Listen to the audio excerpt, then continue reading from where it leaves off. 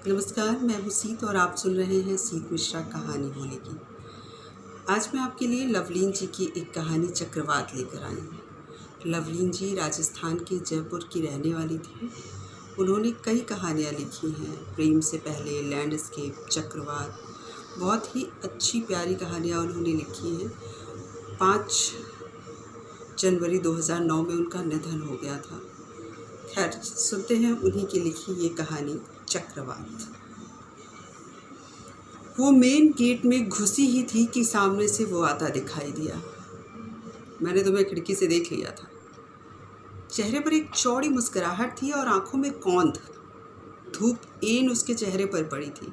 हर व्यक्तित्व की अपनी प्रभा होती है, रोशनी की गंध सी, संपर्क में आने वाले व्यक्ति को छूती हुई। क्या बात है, आज बहुत महक रहे हो। मैं क्या डैम फूल हूँ, कहकर वो हंसने लगा। फिर गौर से उसकी ओर देखते हुए बोला, तुम अच्छी लग रही हो। थैंक्स। वे दोनों दोस्त थे, न इससे कुछ कम न इससे कुछ ज़्यादा। कॉलेज यूनिवर्सिटी में साथ साथ पढ़े। दुनिया की व्यस्तताओं के बीच वे आपस में कम मिलते थे, पर जब भी मिलते पिछले तमाम वर्षों का साथ प्रगाढ़ होकर उन दोनों को आविष्ट कर लेता।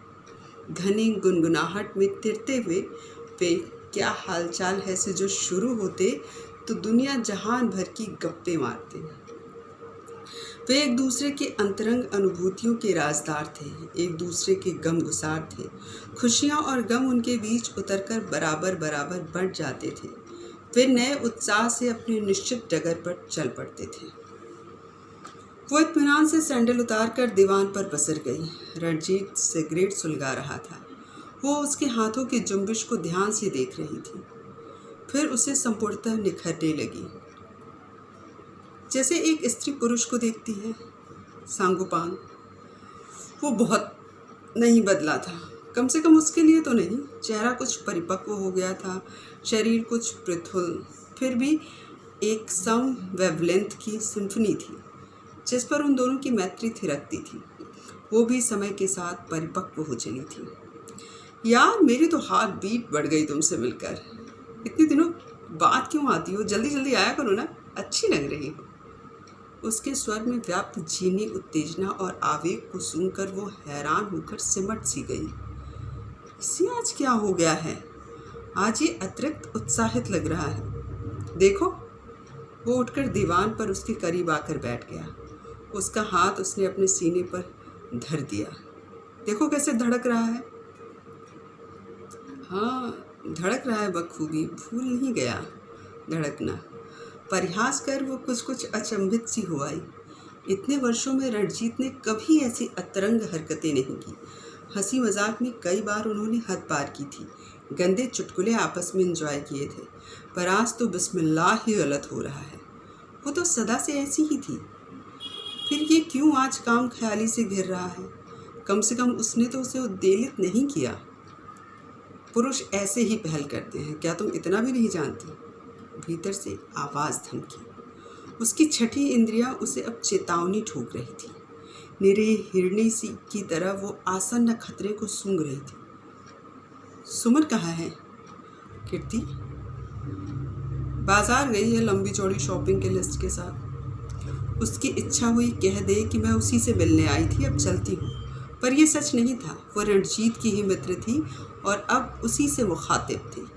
भीतर की देतादनियों को नकारते हुए उसने एक नई तरह की दिलचस्पी के साथ रणजीत की ओर देखा। वो उसकी नज़रों की बाँव गहीरे से मुस्करा दिया। ये एक मित्र की नहीं, निखालस पुरुष की मुस्कुराहट थी, जिसमें आमंत्रण का चित्कार था।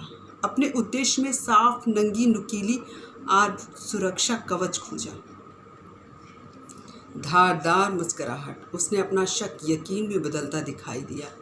कुछ देर तक वे दोनों ही इस धुआंस में घिरे बैठे रहे। क्या ये मैत्री की उच्चतर दशा है? क्या स्त्री पुरुष के बीच सख्य भाव मिथ्या है? मित्रता का अंतरत्व भी यौनाकर्षण ही है? क्या यही अभिष्ट है?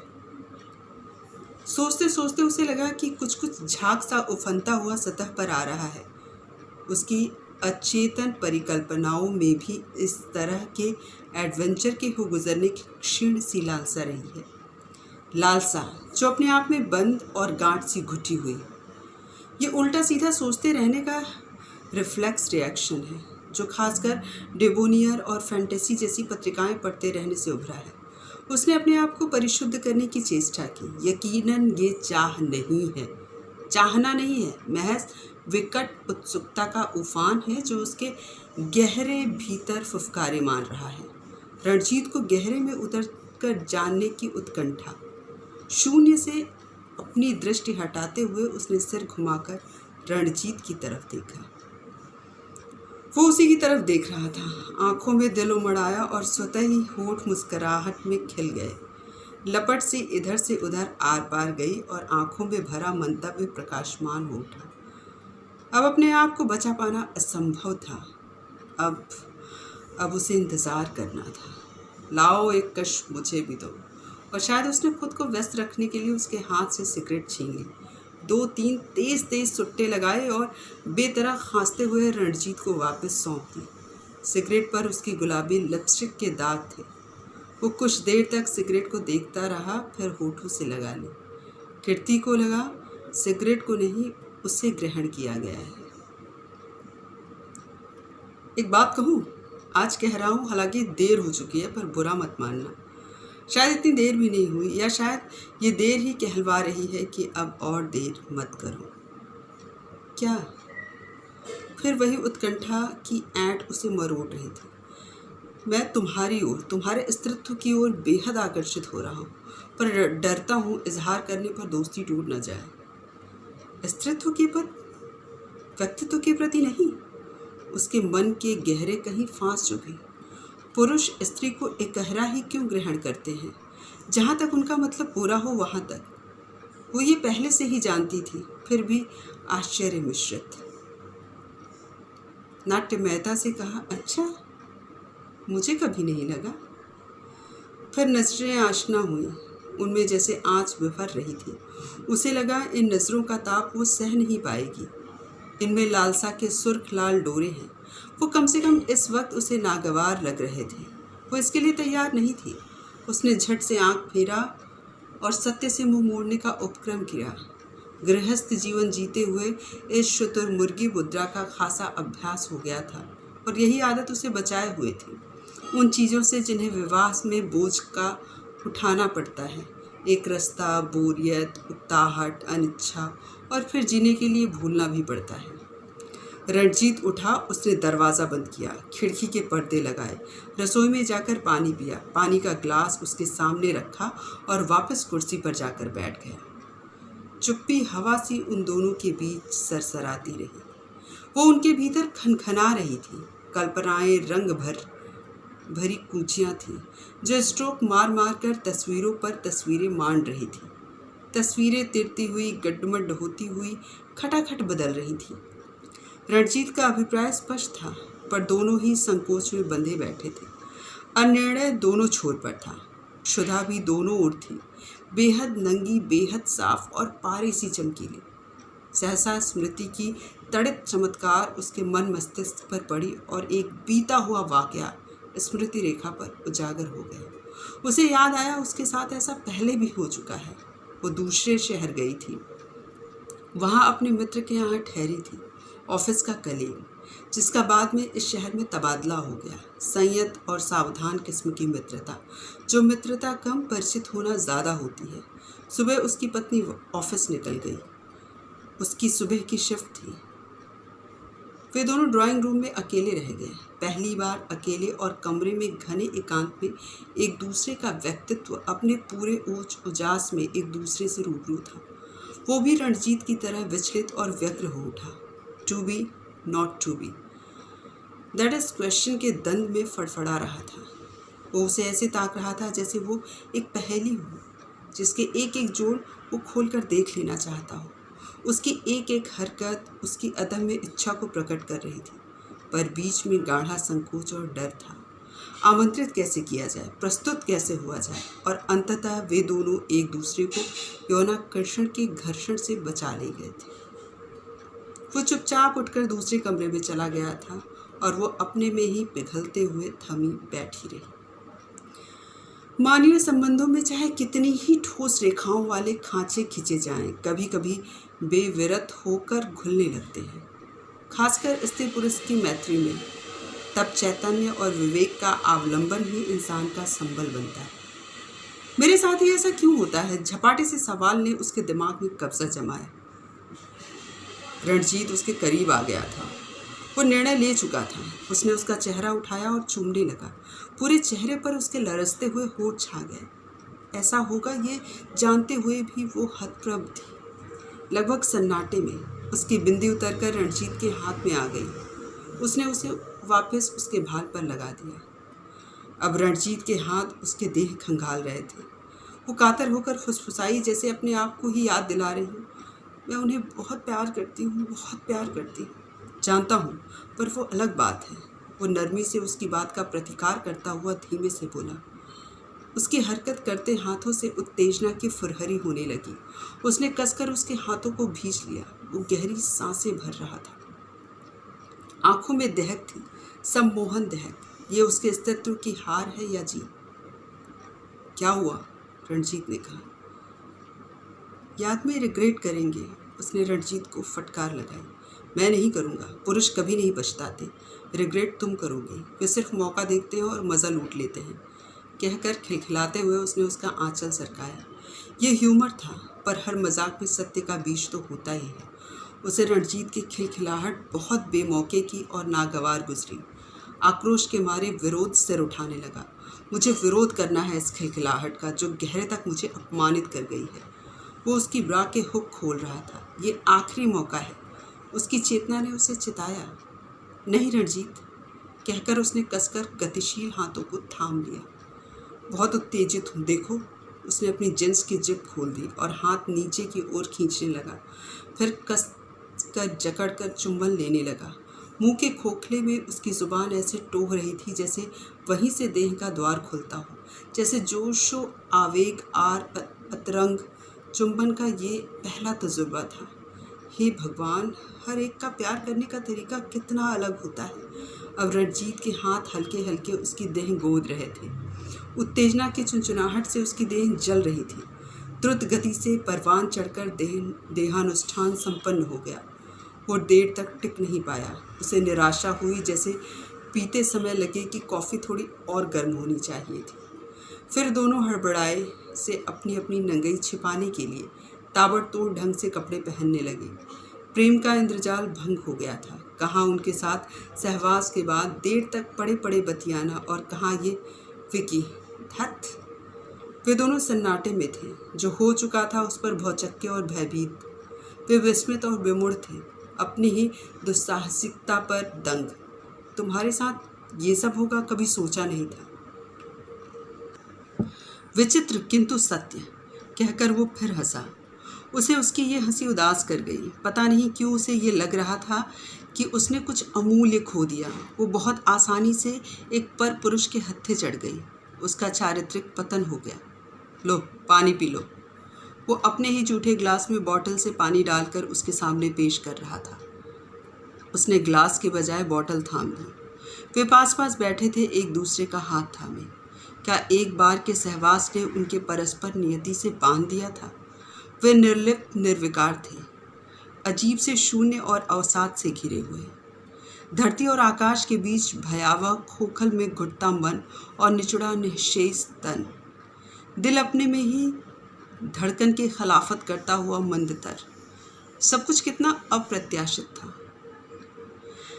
क्या घर से निकलते वक्त उसने सोचा था कि ये सब होगा? क्या रणजीत ये सोचकर बैठा था कि वो उससे मिलने आएगी? ऑफिस के फाइलों में घिरे कैलाश पंत को गुमान भी नहीं होगा कि उनकी पत्नी आज क्या कर गुजरी है। सुमन को इल्म है कि उसका पति कस्सा मन चला है, पर ये लोग बीच में कहाँ से आ गए? उसके निजी जीवन में अभी तक विवाहिता होना ही सब कुछ था। ये किसका जीवन जिया उसने? कीर्ति के व्यक्तित्व की ये कौन सी तह आज खुली? सामाजिकता पुरुष के लिए विरल हो सकती है, पर स्त्री के लिए तो जीवन की धुरी है, बना दी गई है। उस पर खौफ तारी होने लगा। अब तक वे दोस्त थे, अब क्या थे, प्रेमी प्रेमिका? नहीं, ये विशुद्ध प्रेमहीन प्रेम था। निरी काया की सतह से वासना का जलजला फूटा था और दोनों उसमें बह गए थे। अब अपने अपने कूल किनारे पर खड़े थे। किनारे पर भयावह अकेलापन था, पीड़ादायक, पहले से अधिक गहरा, जिसमें ग्लानि की हल्की सी झाई खुलने लगी थी। कम से कम उसके मन में वो व्यापने लगी थी। यार, तुम्हें अधिक नहीं दे सका पहली बार। हड़बड़ी में बहुत उत्तेजित था। नहीं तो ये मेरे लिए आधे घंटे की एक्सरसाइज है। वो अफसोस और गर्व दोनों के मिश्रित स्वर में बोल रहा था। जो हो चुका था उससे ज़्यादा अब ये खुली नंगी बातें उसे अखर रही थी। पुरुष अपनी परफॉर्मेंस को लेकर कितने कॉन्शियस होते हैं। क्या वो उसे आशा बंधा रहा है कि आज की शुरुआत को भविष्य तक जारी रखने के लिए उसके सामने लगी लगा चारा डाल रहा है? शायद वो उसकी निराशा और ग्लानि को भांप गया है। उसे निरुत्तर देख रणजीत उठा, जैसे एकाएक उसे याद आ गया हो। दरवाजे की चिटकनी खोली, पल्ले फैला दिए, खिड़कियों के पर्दे इधर उधर किए। जाहिर है वो सुमन के लिए कोई संदेहास्पद स्थिति नहीं रखना चाहता था। ये बड़ी सहज किस्म की व्यवहारिकता थी, लेकिन उसका मन विस्तरणा से घुटने लगा। वो सामने कुर्सी पर जाकर बैठ गया। सब कुछ यथावत था। वो सिगरेट सुलगा रहा था। वो फिर उसे ध्यान से निखरने लगी। क्या ये वही है जिसके साथ वो कुछ देर पहले हम बिस्तर थे? अब ये एक नए रणजीत के साथ नया रिश्ता है। क्या ये उसे कबूल है? क्या वो इसे जारी रखना चाहती है? चाय बनाता हूँ तुम्हारे लिए, कहकर वो उठा और रसोई में चला गया। 3 कप बना लेता हूँ, क्या पता सुमन भी आ जाए। रसोई से उसकी आवाज़ आई तो अब उसके दिमाग में वो नहीं, सुमन घूम रही थी। ये कितनी जल्दी वापस अपनी धुरी पर आ गया। वो सुमन के प्रति ईर्ष्या में सुलग सी उठी। सुमन के प्रति तो अब तक सद्भाव था, फिर आज ये चुभन क्यों? वे दोनों चाय पी रहे थे। वो आश्वस्त हो जाना चाहती थी, शायद इसलिए पूछ बैठी, बिना भावनात्मक लगाव के लिए सेक्स संबंध उचित है? हाँ है, वो पुरजोर स्वर में बोला। मेरे लिए तुम्हारे साथ या किसी और के साथ सोना ऐसे ही है जैसे साथ बैठकर चाय पीना। क्या? उत्तर सुनकर वो हकबका सी गई। या किसी और के साथ वाक्यांश उसका दिल चीर गया। और वो चाय कॉफ़ी से भरा प्लास्टिक कप है, पिया और फेंका।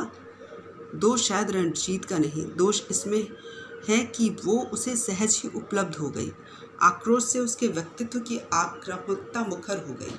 तैश खाए स्वर में रणजीत को कटघरे में ले आई। तुमने सुमन के साथ बेवफाई नहीं की और मैंने उनके साथ, कहते हुए उसका स्वर धीमा हो आया। कोई गैर वफादारी नहीं इसमें। उनकी अपनी अपनी जगह है हमारी ज़िंदगी में। वो एक दिन हमारे साथ सोने से हिल नहीं जाती। वो बराबर तरेर के साथ बोला। हिल जाएगी अगर उन्हें पता चल जाए तो वे हमें हिला कर रख देंगे। शादीशुदा ज़िंदगी के अतिरिक्त भी पुरुष की निजी ज़िंदगी होती है, होनी चाहिए। निजी ज़िंदगी स्त्री की भी तो होनी चाहिए, पर क्या यही निजी है? फिर सुमन ऐसा करे तो तुम्हें कैसा लगेगा? सुमन सुमन, वो कहते हुए थोड़ा हकला गया। थोड़ी देर पहले देह में देह थी, प्राण शायद नहीं थे, इसलिए जो घटित हो चुका उसे दोनों ही मिटाने पर तुले हुए थे। तुम अब रिग्रेट कर रही हो ना, इसलिए बहस कर रही हो, रणजीत ने रुआसी स्वर में कहा। नहीं, पछता रही हूँ, उसने खिलाफत की जोर से, जैसे जोर से बोलने से वो झूठ सत्य बन जाएगा, खुद उसके निकट भी। उसने फिर उसके हाथ से सिगरेट खींच ली और कश उड़ाने लगी। बिना प्रेम के देह को भोगना निरा जंगलीपन है और उससे वहशत उपजती है, आनंद नहीं मिलता। उसके सामने बिंब बन रहा था, पूंछ उठाए कुतिया, पीछे लगे कुत्ते। कुतिया का चेहरा उसके चेहरे में तब्दील हो रहा है। इस कल्पना से घिनाकर उसने खुद से ही अपना मुंह मोड़ लिया। यौन संबंध भयावह होते हैं, उससे अधिक भयावह है यौन नैतिकता के प्रतिमान, जो प्रवाह की तरह रगों में कुलबुलाते हैं। वो आत्मनिर्भर है, स्वतंत्र भी उस हद तक जिस हद तक एक स्त्री को होना चाहिए। फिर आज इस अनुभव ने उसके व्यक्तित्व में क्या जोड़ा? निर्द्वंद जीवन में एक गोपनीय अनुभव। क्या इसका कोई मूल्य है? वो इतना क्यों सोच रही है? मान क्यों नहीं लेती ये महज फिसलन है? रोज़मर्रा के डेरेवादी जीवन के सीधे सपाट रास्ते पर चलते चलते अनजानी पगडंडी पर रपट गए पग अब भटक कर वापस अपनी दूरी पर बस इतना ही महत्व है इस घटना का। उसे मान लेना चाहिए कि जीवन सातत्य में नहीं, क्षणों में भी जिया जा सकता है। उसे कहीं पढ़ा हुआ सुनाई दिया, प्रेम क्षण में नवजात, सुंदर और अप्रतिम रहता है। झूठ, सरासर झूठ। क्षण का प्रेम दहशतनाक होता है, अतीत और भविष्य से कटा, सिर पर औंधाया सा फूटता है, आत्मा को दाग जाता है। ओह, इट हर्ट लाइक हेल। फिर आओगी? रणजीत के स्वर में निमंत्रण सा प्रश्न था। उसकी इच्छा हुई कह दे कभी नहीं, पर मुंह से निकला पता नहीं। डिस्टर्ब हो गई हो? It's nothing, really nothing. बेवजह लोगों ने इसे नैतिक अनैतिक बनाकर इतना तूल दे रखा है। वो पास आकर उसके कंधे पर हाथ रखकर बोला, हाँ ये कुछ नहीं है, तभी तो it's hurt me like hell. वो बिलबिला कर बोली। वो जवाब में सीधा उसका कंधा हिलाता रहा। यह उसका दिलासा भरा स्पर्श था या उसके भीतर उगता सिर धुनता शोक गीत। उसकी आंखें डबडबा आईं, बिना भावना के तो पलकें भी नहीं फड़कती, और उसने कपड़े उतार कर देह उघाड़ कर ये उत्ताप, हमेशा संयमित रहने वाले मन की आज ये मनमानी। क्या ये लंबा विवाहित जीवन जीते हुए अंदर तक रमा हुआ अकेलापन है, निरस्ता का आवंतर विस्फोट? नहीं, ये सब एक्सक्यूज़ है। वो सोच से विरत हो उठी। अब जो हो गया सो हो गया, आगा पीछा पहले सोचना चाहिए था। रणजीत भी समझ गया कि उसके चले जाने की घड़ी आ गई है। वो उसे चूम रहा था। उसकी इच्छा हुई चेहरा मोड़ ले, पर भीतर कहीं उसके लिए कोमलता थी, वो निश्वेष थी। आओगी फिर? इस बार तो कुछ जमा नहीं। धीरे धीरे वेवलेंथ बनती है। हम इतने सालों से दोस्त थे, आज अब कहकर वो चुप लगा गया। चलती हूँ। सुनकर वो आवेग में आकर उसे बेतहाशा चूमने लगा, मानो ये सदा का बिछुड़ना हो। कब आओगी बताओ, कब आओगी? उसका उत्तप्त स्वर कीर्ति के चारों ओर मंडरा रहा था। पता नहीं, कभी नहीं। वो खुद से ही बड़बड़ाई थी और कोमलता से उसे अलग कर सैंडल पहनने लगी। टीवी स्क्रीन की रंगीनियाँ भी अब बोर करने लगी हैं, मन कहीं लगता ही नहीं। यूं बहुत दिन से भय और निराशा मुझे घेरे हुए है, जहर भरे गाढ़े धुएं में तिरता सा, जिसमें सांस घुटती है और आत्मा बेचैनी से लतपताती है। पुरुष का अपना दुर्गम संसार है, वो जितना बाहर है उतना भीतर भी। बाहर भयानक हलचल और भाग दौड़, भीतर सब निस्पंदन, सूना और उजाड़। संवेदना को कुछ नहीं छूता, भावना को कोई नहीं सहलाता। ऊपर की सब मानवीय गतिविधियां भीतर को स्पर्श किए बगैर हवा में उड़ जाती हैं। अपने होने जीने का कुछ मकसद सूझता ही नहीं, यानी अवसाद की वृहत रस्सी है जिसके रेसों में खुद बट गया हूँ। आखिर चल क्या रहा है जो अपने त्वरा में मुझे चलाए जा रहा है? एक वक्त होता है जब आप उपलब्धियों की ओर भागते हैं, अच्छी सी नौकरी, अच्छी सी लड़की। जब ये दोनों प्राप्त हो जाती हैं तो चूंकि भाग छूटे हैं इसलिए भागते रहते हैं। फिर ये यंत्रवत जीवन की बोझ बन जाता है। पीठ पर लदी गठरी भरती जाती है, भारी होती जाती है, और कंधे टांगें बोझ से टूटने लगते हैं, पर दौड़ समाप्त नहीं होती। उसमें नए मकाम का अंतहीन सिलसिला जुड़ता चला जाता है। सोचता हूँ कभी कभी कि नौकरी ही छोड़ दूँ। छोकरी की तो बीवी बना चुका हूँ, किसी और क्षेत्र में हाथ पांव मारूं, शायद कंप्यूटर्स में कुछ तो बदलाव आए। उम्र के उस दौर में आ गया हूँ जहाँ सब स्थिर और यथावत हो जाता है और लोग इसे तसल्ली बख्श जीवन कह सकते हैं। वो उनके लिए होता भी होगा, पर मेरे भीतर सहस्त्रों नागफनी की फुफकारती बेचैनी है जो मुझे चैन से रहने ही नहीं देती। कुछ और रचनात्मक, कुछ और उद्देश्यपूर्ण, पर क्या संधान जारी है। आज रविवार है, सुमन बाजार गई है। मैं सिगरेट दर सिगरेट फूंकता हुआ टीवी से नैन लड़ाए बैठा हूँ। बाहर गेट के खड़कने की आहट हुई और उसने खिड़की से बाहर देखा। अरे कीर्ति को देखकर वो पुलक से भर गया। ये भी आई आज? अब तो समय पंख लगाकर दौड़ेगा। उसके साथ गपशप में उसे लगा वो अपने साथ ताज़ा हवा लेकर आई है जिसमें कॉलेज यूनिवर्सिटी के बावले दिनों की बनेली गंध है। वे भी क्या दिन थे, उजली आशा और उल्लास, अल्हड़पन से भरी घनी बदलियों से भरे दिन। वे उन बदलियों पर सवार उड़ते फिरते थे। तभी से कीर्ति से दोस्ती है। खूब समय के साथ साथ गहरी होती चली गई। क्या बात है, महक रहे हो आज? कीर्ति ने मुस्कुराते हुए भौहें नचाकर कहा तो उसने सोचा कि ये क्या अंतर्यामी है। मैं भी तो गंध के बारे में ही सोच रहा था। इसे कहते हैं टेलीपैथी, जो एक दूसरे के मन की थाह रखने वालों के बीच में होती है। बस्ती में आकर मैंने कहा, मैं क्या फूल हूँ, डैम फूल? वो खिलखिला पड़ी थी। मैं उसकी हंसी देखता रह गया। कितनी अच्छी लग रही है ये आज, सुंदर कम ग्रेसफुल ज़्यादा।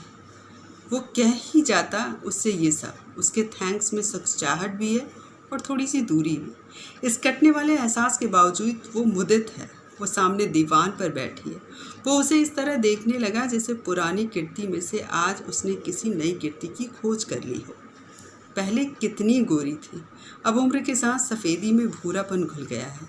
आँखों के नीचे उम्र को दर्शाती हल्की सी झाई है, पर परिपक्वता का भी अपना अलग आकर्षण होता है।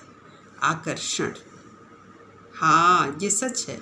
वो शुरू से ही उसकी ओर बेहद आकर्षित रहा, ठीक मुलाकात के पहले दिन से लेकर आज तक। करीब 8-10 साल तो हो ही गए होंगे। आकर्षण मित्रता की बुनियाद है, प्रेम की भी। प्रेम क्या कीर्ति के साथ प्रेम संभव है? उसने गहरी उत्सुकता से उसकी ओर देखा। उसके भीतर खलबली सी मच गई। आज वो इस ट्रैक पर कैसे सोच रहा है? पहले तो कभी उसके मन में ऐसी बात नहीं आई। उसने अपने अनर्गल विचारों को बुहारने के लिए सिगरेट सुलगा ली। उसे लगा उसकी धड़कन उसके सीने के द्वार खटखटा रही है, उत्तेजना नसों में हिलोरे मार रही है। ऐसा पहली बार नहीं हो रहा था। बदकारियाँ उसके जीवन का अंग रही हैं। हर लड़का इन्हीं सब अनुभवों से गुजर कर वयस्क पुरुष बनता है। इसमें अनहोनी क्या है? लेकिन कीर्ति अब तक कैसे बच गई उससे? उसे लगा वो काफ़ी देर से चुप है, पर बोलने के बाद लगा कि वो जो बोल गया उससे उसकी मुसीबत और बढ़ गई है। उत्तेजना घटने के बजाय और बढ़ गई है, और अब मुसीबत ये कि कीर्ति तक संप्रेषित भी हो गई है। वो उसे औचक देख रही है। उसकी आंखें विस्मय की भूरी चमक से अंजी हैं। कीर्ति से इस तरह की बात कर उसे रोमांच हुआ। वो कुर्सी से उठकर उत्साह से भरकर दीवान पर जाकर उसके करीब बैठ गया और उसका हाथ पकड़कर अपने सीने से सटा लिया। कीर्ति के मजाक से वो चंचल हो उठा। वो अनुभवी औरत है, समझ गई होगी।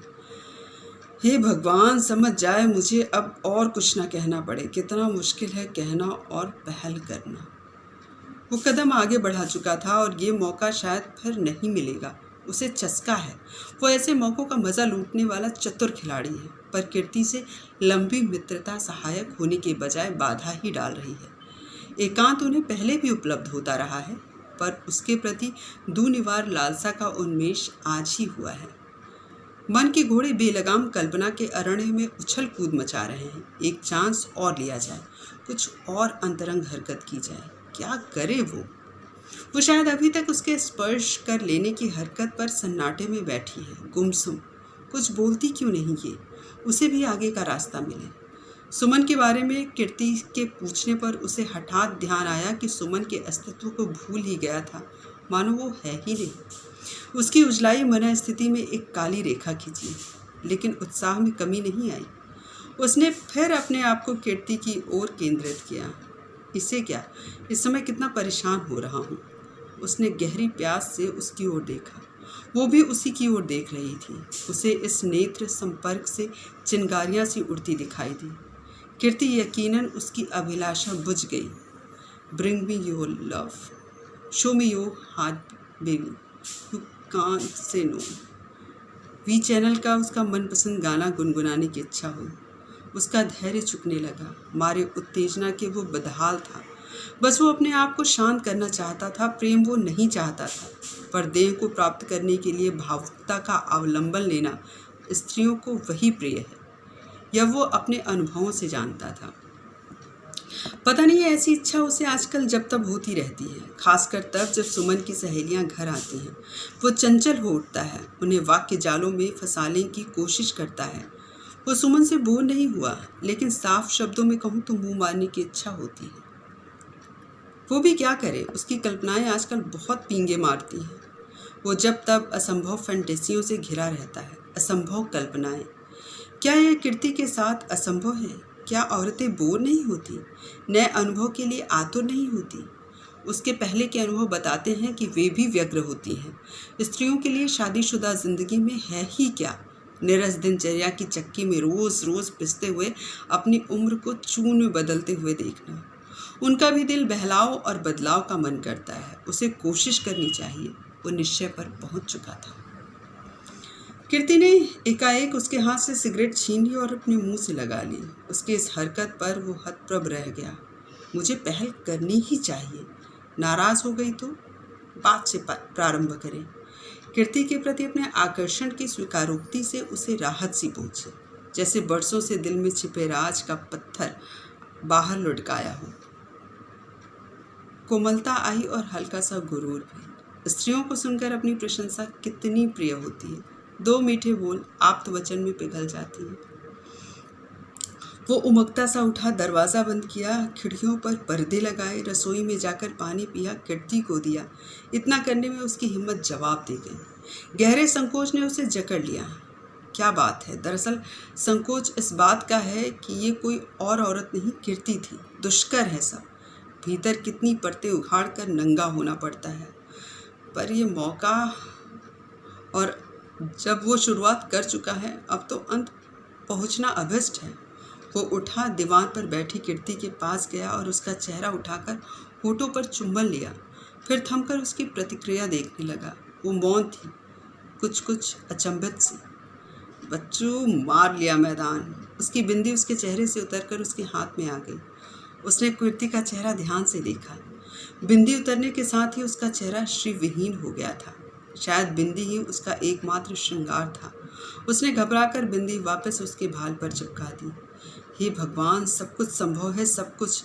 हाथों से कीर्ति की देह को सहलाते हुए उसने सोचा, मैं उन्हें बहुत प्यार करती हूँ, बहुत चाहती हूँ।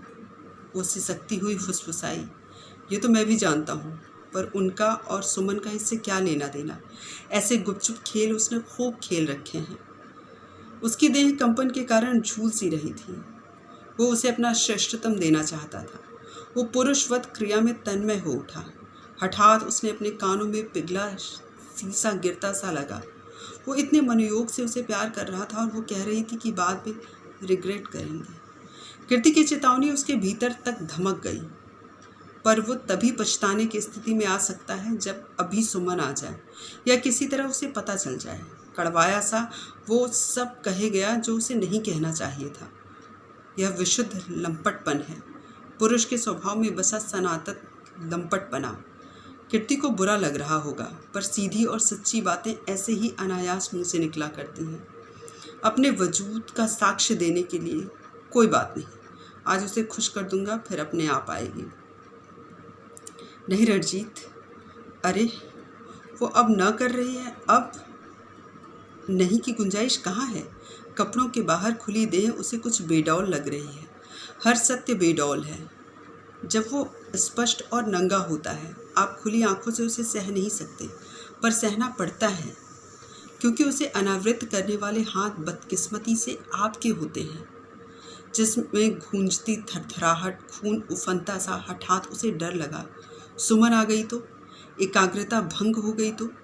डर उसके दिमाग में खनक रहा था, उत्तेजना के तल को खुरचकर जगह बनाता हुआ। उसे पता चल गया तो पल भर का ये एडवेंचर जीवन भर की यातना का वायरस बन जाएगा। कि वो शांत था, ये आज क्या हो गया। वो निढाल होकर कीर्ति के बगल में पड़ सांसों को सम करने लगा। कीर्ति क्या सोचेगी, पहुंची तो यकीनन नहीं है। अजीब सी हताशा उस पर तारी होने लगी। सुमन फिर दिमाग के दरवाजे पर दस्तक हुई। उसने खटाखट कपड़े उठाकर पहनने शुरू कर दिए। बहुत प्यास लगी है। वो रसोई में गया और गटागट पानी पीने लगा। कीर्ति को पानी देकर वो बैठ गया, अजीब से शून्य में तैरता हुआ सा। भीतर विचार खालीपन, जैसे प्राण निचुड़ गए हों, मन पड़पड़ा गया हो। तुम्हारे साथ ये सब होगा, कभी सोचा नहीं था। विचित्र किंतु सत्य, कहकर हंसते हुए उसने माहौल की सघनता को तोड़ने की कोशिश की। वे करीब बैठे थे।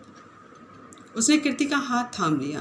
वो उसे दिलासा देना चाह रहा था, पर खुद उसे दिलासे की ज़रूरत थी। कैसे तीव्र गति से गुजरा सब। अपनी इस उपलब्धि पर वो स्वयं आश्चर्यचकित था। कीर्ति के लिए भी तो सहज नहीं रहा होगा।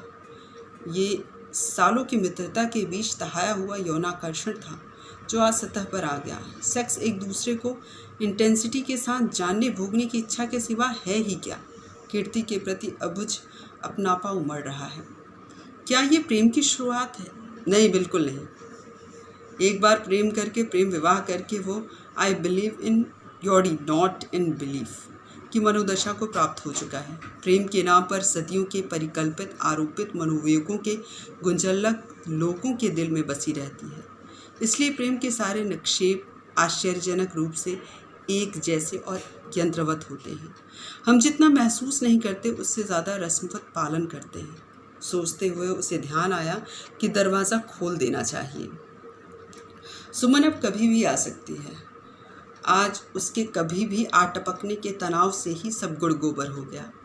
वो दरवाज़ा खोलने के लिए उठा और फिर उसने अपने आप को कीर्ति को अपने देर तक न टिक पाने की सफाई देते सुना और आत्मविस्मित रह गया। उसे लगा वो खुद सब तो नहीं बोल रहा, कोई उसे डिक्टेट करा रहा है। ये दरअसल कीर्ति में व्यक्तित्व का दबाव था। वो सजग और संवेदनशील है, आत्मनिर्भर है। ऐसी स्त्रियां डिमांडिंग होती हैं।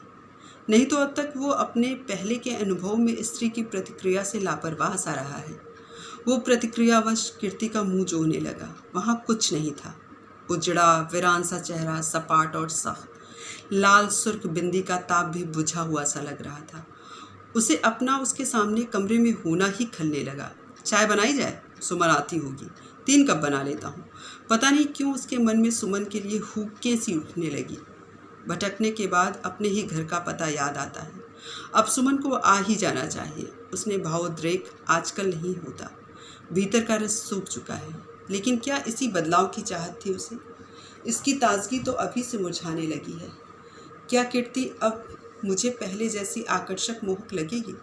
उसके प्रति जो प्यास जगी थी वो तो अब बुझी राख सी मेरी देह पर चिपकी हुई है। नहा लूँ क्या? दरअसल हम जिसे पा लेते हैं उसे पा लेने के विजयोल्लास में कहीं हीन क्यों कर देते हैं। दूर हो तो आकाश का तारा, दिवा स्वप्न, और मिल जाए तो मिट्टी पत्थर। वे दोनों चाय पी रहे हैं। कीर्ति के सवाल से उसके अंदर गुस्सा उबल उठा। उसके घाव पर नमक छिड़का गया है। वो भी तो इस भावनाहीन प्रेम की मार का सताया बैठा।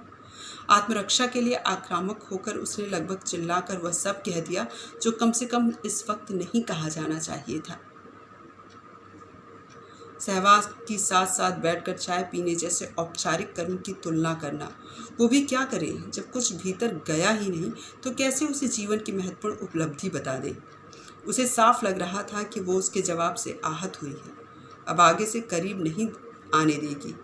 पर उसने जीवन में प्रेम का निषेध कर रखा है। प्रेम करना तो कबूतर पालने जैसा है। विचित्र समानता है दोनों में। और सुमन, तुमने सुमन के प्रति गैर वफादारी नहीं की, मैंने उनके प्रति। कीर्ति की फफकती सी आवाज़ सुनाई दी। अब ये दिमाग खा रही है। पहले वो उसके बोलने का इंतज़ार कर रहा था, अब चुप पड़ जाने का। और औरतों का दिमाग तो होता नहीं। कहने को पढ़ी लिखी हैं, आत्मनिर्भर हैं, पर दिमाग में वही मध्यम वर्गीय भावुकता का कीच धंसा है। कोई ज़बरदस्ती थोड़ी की थी।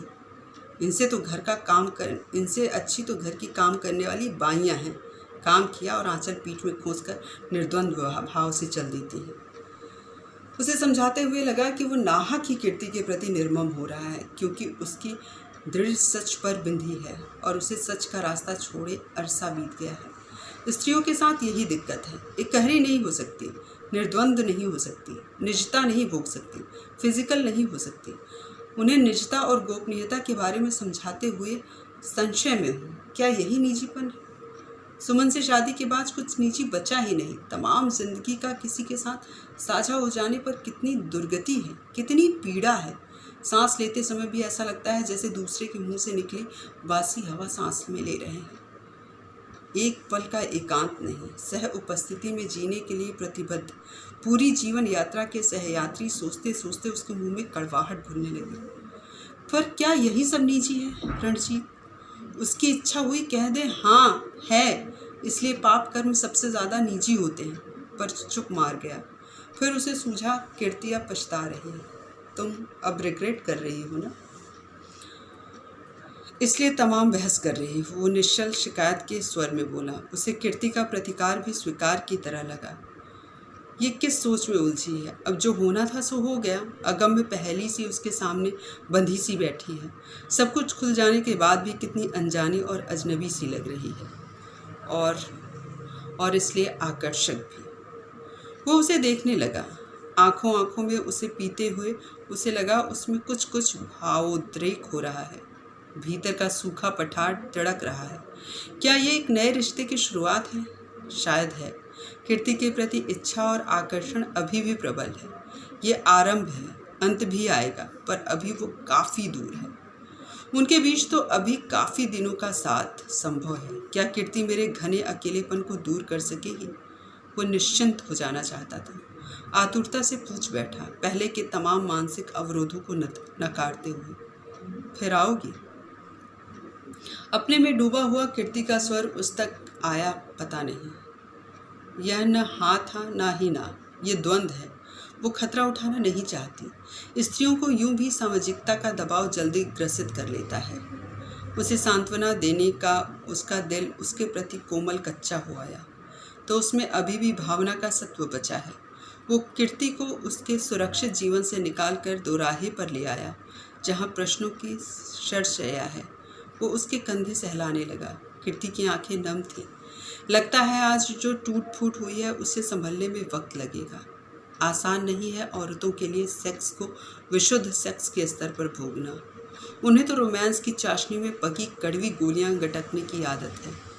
अब वो जाएगी, जाने वाली है। दिमाग में ख्याल आते हुए उसे बेतहाशा चूमने लगा।